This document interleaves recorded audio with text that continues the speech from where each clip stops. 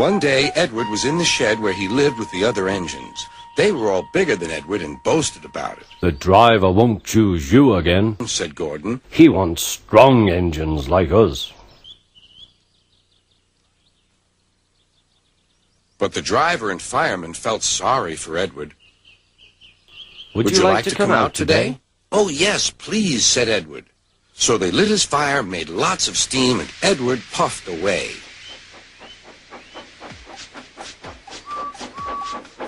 The other engines were very cross at being left behind.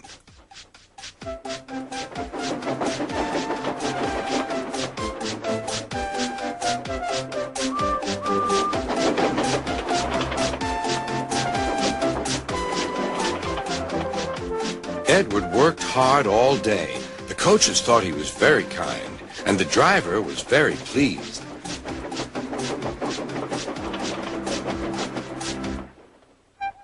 "I'm going out again tomorrow," Edward told the other engines that night. "What do you think of that?" But he didn't hear what they thought, for he was so tired and happy that he fell asleep at once.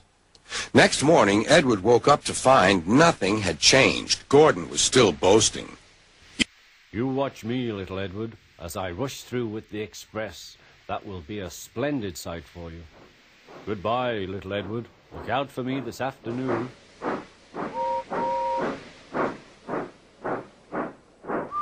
Edward went off to do some shunting. He liked shunting. It was fun playing with freight cars. He would come up quietly and give them a push. Then he would stop, and the silly freight cars would go bump into each other. "Oh!" they cried. Whatever is happening?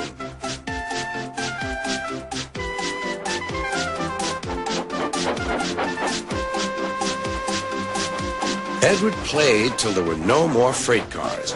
Then he stopped to rest. Presently, he heard a whistle. Gordon was cross. Instead of nice shining coaches, he was pulling a dirty freight train. "A goods train! A goods train! A goods He train!" grumbled. "The shame of it! The shame of it! Oh, the shame of it!" Edward laughed and went to find some more freight cars. Then there was trouble. "Gordon can't get up the hill," the porter called to Edward's driver. "Will you take Edward and push him, please?" They found Gordon halfway up and very cross. His driver and fireman were talking to him severely. You're not trying," "I can't do it," said Gordon. "The noisy trucks hold an engine back so." Edward's driver came up. "We've come to push," "No use at all," said Gordon. "You wait and see," replied Edward's driver. They brought the train back to the bottom of the hill.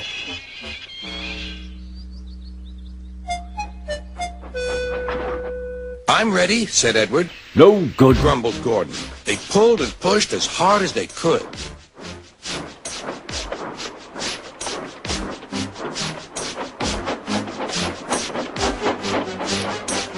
"I can't do it. I can't do it. I can't do it," puffed Gordon. "I will do it. I will do it. I will do it," puffed Edward. Edward pushed and puffed and puffed and pushed as hard as ever he could. And almost before he realized it, Gordon found himself at the top of the hill. "I've done it. I've done it. I've done it," he said proudly. He forgot all about kind Edward and didn't say thank you. Edward was left out of breath and far behind, but he was happy because he had been so helpful. At the next station, he found that the driver and fireman were very pleased with him. The fireman gave him a nice long drink, and the driver said, "I'll get out my paint tomorrow and give you a beautiful coat of blue with red stripes. Then you'll be the smartest engine in the shed."